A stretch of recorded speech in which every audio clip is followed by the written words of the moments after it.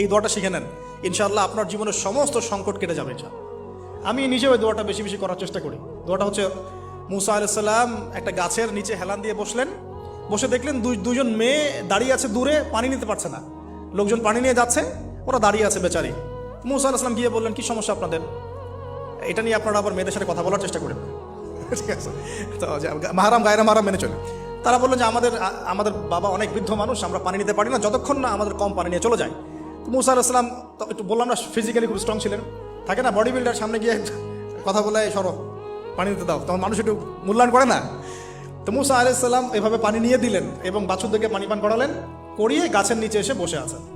বসে বসে তিনি দোয়া করছেন, এই যে দোয়াটা তিনি দোয়া করছেন, রব্বি, একটা নেক কাজ করলেন না, মানুষের উপকার করলেন, নেক কাজ করে এসে গাছের নিচে বসে দোয়া করছেন, আল্লাহ এখানে তো আমার খাবার পানি বাসস্থান কিছুই নাই, আমি কি করব?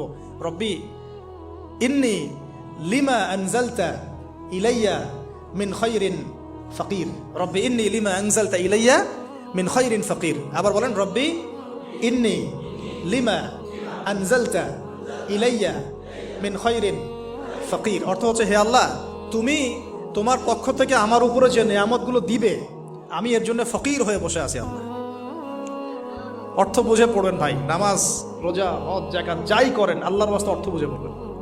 অর্থ বুঝে পড়লে আপনার ইবাদতের স্বাদ পাবেন, তৃপ্তি পাবেন, আল্লাহর সাথে কানেকশন হবে, আল্লাহর নূর পাবেন, মাআরিফত পাবেন, সত্য স্বপ্নও দেখবেন তখন ইনশাআল্লাহ।